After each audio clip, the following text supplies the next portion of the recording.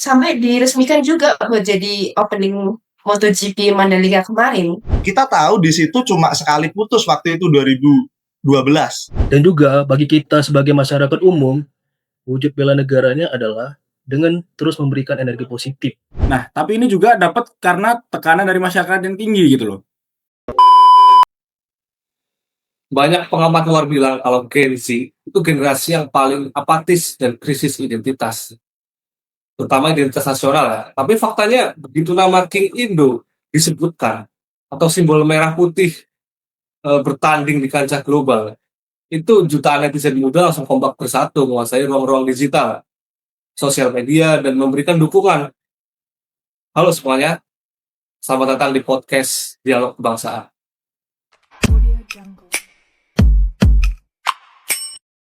Hari ini gue Danu sebagai host, nggak sendiri. Gue bareng ada Nindya di sana, kemudian ada Alif, ada juga Raffi, dan juga bersama dengan saya ada John. Nah, di sini kami akan membedah fenomena kebanggaan atau rasa pride yang tinggi ini lewat kacamata analisis isu SWOT atau Strength, Weakness, Opportunities, dan Threat. Karena bagi kita, bela negara itu bukan lagi soal angkat senjata, melainkan kesadaran diri untuk punya sense of belonging, menjadi bagian dari Indonesia. Sehingga harus diwujudkan menjadi versi terbaik lah dari diri kita masing-masing dan memberikan impact yang positif melalui karya nyata yang sekecil apapun, tapi itu memiliki impact yang besar untuk sesama. Juga dari John dulu, bisa. Ya, setuju banget. Dan rasa kepemilikan ataupun rasa pride dari anak muda zaman sekarang tuh atau Gen Z sebenarnya nggak kaleng-kaleng lah, cukup tinggi sebenarnya. Kita punya ambisi besar buat ngelihat Indonesia sejajar dengan bangsa-bangsa maju di dunia ini. Oke, baik. Itu bener banget ya. Aku setuju, betul banget sama John. Menariknya rasa bangga itu nggak cuma muncul ya dari hal-hal formal, tapi lewat prestasi yang independen yang digerakkan oleh anak-anak muda itu secara mandiri.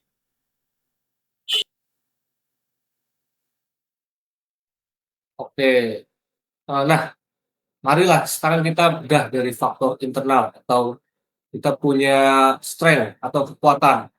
Dan juga ada faktor eksternal yaitu opportunity, peluang dari bangsa kita ini. Nin, sekarang panggung lu nih. Gimana pendapat lu atau sudut pandang yang lu milikin dari potensi anak-anak muda yang Indonesia punya ini atau kebudayaan yang belakangan ini atau setahun kebelakangan ini lah mungkin sering viral Indonesia menjadi pembicaraan di kancah dunia itu gimana Nin? Nah, oke Dan. Kalau kita bicara soal strength atau kekuatan dari internal, anak muda Indonesia itu benar-benar nggak ada habisnya. Di dunia motorsport sendiri yang persaingannya kita semua tahu itu super duper ketat. Kita punya talenta luar biasa kayak Veda Ega Pratama. Jadi kurang bangga apa kita coba pas ngelihat dia sukses naik podium ketiga di Moto3 di GP Brazil kemarin. Terus kemudian lanjut naik podium lagi di MotoGP Prancis. Nah, gak cuma di olahraga modern aja, dari segi tradisi, kita juga punya pacu jalur. Kalau kalian semua ingat, kemarin itu viral banget di media sosial, bahkan nyampe ke netizen global yang sampai diresmikan juga buat jadi opening MotoGP Mandalika kemarin. Nah, hal-hal ini membuktikan kalau keunikan budaya kita itu punya daya tarik yang memberikan external opportunities yang gede banget untuk melakukan nation branding di mata internasional. Asli itu gue juga ikut merasakan kebanggaannya ya. Kita semua pasti bangga lah waktu Veda itu di mana-mana diberitakan naik podium. Nah, tapi di sisi lain kalau kita bedah faktor weakness atau kelemahan dalam internalnya ya, ada ironi besar nggak sih sebenarnya dari dibalik prestasi Veda ini nih?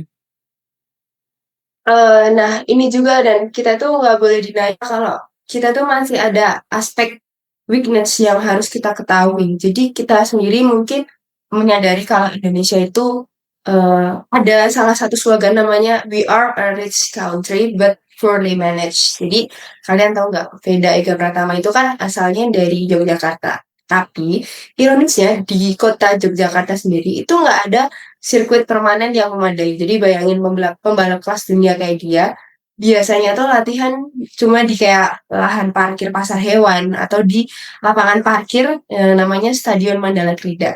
Dan jalur trek balapnya itu cuma kayak ditandai sama ban bekas yang kayak ditata sedemikian rupa buat ngebentuk layout lintasan gitu. Jadi jangan harap ada aspal standar sirkuit internasional karena ya itu cuma lapangan parkir biasa. Nah, kelemahan manajemen fasilitas ini tentunya miris banget ya kalau kita pahami. Dulu juga kita punya kasus dari Rio Haryanto yang bahkan dia membalap di F1 itu langkahnya terhenti karena problem berat di manajemen sponsoring atau finansial gitu. Nah, kalau sekarang anak-anak kayak Veda harus berjuang dari sirkuit parkiran pasar hewan itu benar-benar miris banget dan perlu kita soroti sih.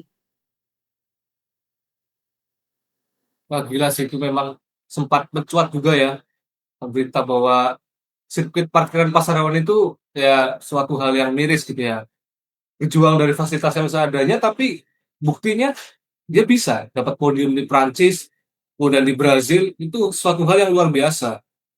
Masalah purely manage yang tadi di-mention sama India juga, itu memang masih sejauh ini menjadi tantangan yang besar dalam manajemen nasional kita. Nah, sekarang coba kita beralih ke cabang olahraga yang lain atau di bidang lain lah. Eh, di sini ada Raffi, Alif, dan John. Gimana sih kalian melihat masalah salah kelola, purely manage ya? Ini di sepak bola atau di cabang olahraga lainnya? Coba Raffi gimana, Pi? Oke, oke. Jadi menyinggung aspek weakness yang dibilang Ninja tadi ya. Sekarang kita bandingkan dengan cabur sepak bola kita. Kita lihat dinamika timnas sepak bola King Indo kita nih sebenarnya lagi gacor banget gitu. Kita dapat sorotan yang luar biasa viral gitu ya, di mana fasilitasnya ini mulai dibenahi, mulai bagus, anggarannya mulai jor-joran dari dulu kan. Nah, tapi ini juga dapat karena tekanan dari masyarakat yang tinggi gitu loh. Ini kan tentu opportunity yang bagus buat kita. Oke, itu emang bener sih, bener banget ya. Nah, tapi di sisi lain ya, kalau menurut dariku di sini ya, nah ini kita lihat ya, manajemen olahraganya ini nggak seimbang, ya kan, dan cuma ikutan tren. Nah, ini kan bisa ya memicu adanya sebuah ancaman ya, sebuah traits di sini yang apa ya, dampaknya ke kesenjangan nih dengan cabur lain. Nah, contohnya ya, kita lihat badminton yang selama ini kan jadi tradisi emas buat Indonesia di Olimpik. Nah, belum lagi ya, kita tahu sepanjang sejarah badminton itu penyumbang yang terbanyak ya, yang kita tahu nih. Nah, kita tahu di situ cuma sekali putus waktu itu 2012. Nah, terus kita lihat lagi nih, ada lagi atlet panjat tebing, Fredrik Leonardo itu berhasil bawa pulang emas kemarin di Olimpik. Nah, ini berarti jadi hal yang jelas ya. Ada lagi juga komunitas e-sport nih yang juga juara dunia di FIFA. Nah, kemudian banyak dari mereka harus berjuang ya, pakai dana pribadi, merogoh kocek sendiri, fasilitas seadanya ya kan. Nah, baru viral. Nah, habis viral pemerintah datang nih buat foto bareng ya kan. Ada baliho mungkin ya, bahkan pejabat-pejabat itu ini menurut dari yang ada ya sekarang ini kurang sehat banget nih manajemennya. Bener nih. Jadi masalah dana ini jadi ancaman terbesarnya nih. Jadi kalau anggaran dianaktirikan, ini jadi momentum yang berbahaya untuk talenta-talenta terbaik bangsa kita. Itu bisa menyebabkan kehilangan motivasi, ataupun yang paling ekstrim, mereka bisa pindah membela negara lain yang manajemennya mungkin lebih menghargai atlet-atlet ini gitu. Jadi kita sebagai pengawal Sankri ke depan nggak boleh cuma mau panen prestasi sewaktu mereka menang, tapi kita abai terhadap proses pembibitan dan perlindungan atlet sejak dini. Jadi anggaran itu menjadi kata kunci untuk ekosistem olahraga ini. Mungkin itu sih.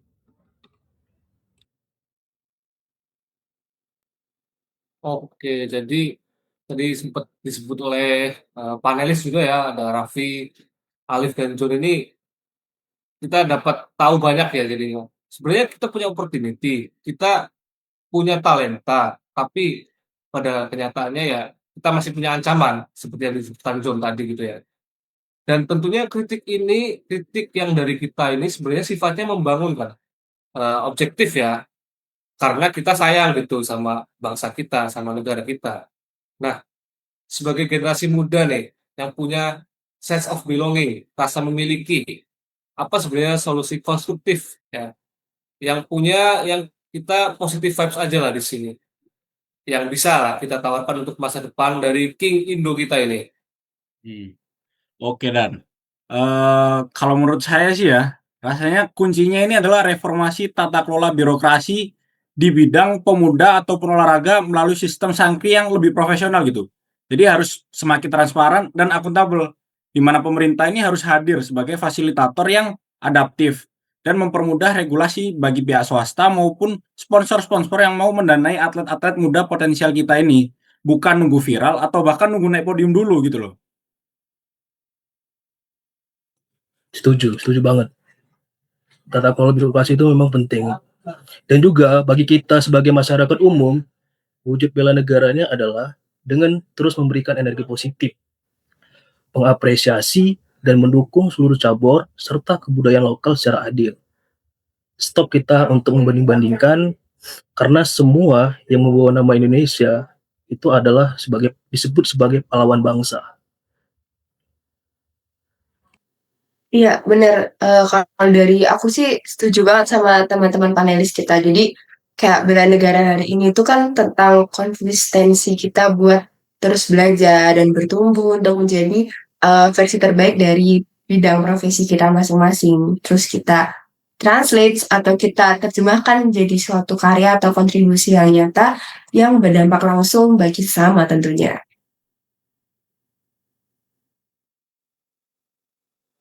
Oke, jadi terima kasih panelis ya, kita jadi banyak tahu lah hari ini. Luar biasa lah obrolan kita hari ini. Kesimpulannya ya, Indonesia itu atau yang kita bangga-banggakan sebagai King Indo, dan memang kita sebenarnya memang bangga ya dengan sebutan itu. Itu memiliki modal kekuatan internal dan peluang global yang sangat tinggi gitu. Nah, tugas besar kita nih bersama sekarang itu mengambil andil untuk memperbaiki sistem tata kelolanya supaya potensinya itu tidak terbuang sia-sia seperti yang sudah disebutkan oleh panelis tadi lah semuanya. Nah, sesuai dengan prinsip aksi nyata bela negara yang selalu kita pegang dan harus kita laksanakan gitu. Oh, untuk closing statement lah, saya lempar coba ke Raffi. Apa Raffi? Boleh. Kalau menurut saya ya, kalau menurut kita ini emang semua itu harus dimulai dari diri kita sendiri. Mulai dari hal kecil dan mulai dari saat ini juga. Oke, keren kali closing statement-nya Raffi. Itu singkat, padat, tapi juga sangat membangun generasi muda supaya lebih mengerti apa yang harus dia lakukan untuk negaranya gitu ya. Dan semoga obrolan kita hari ini memberikan insight yang positif, tujuannya baik untuk generasi muda supaya lebih uh, punya pride, sense of belonging seperti yang sudah kita mention banyak tadi ya.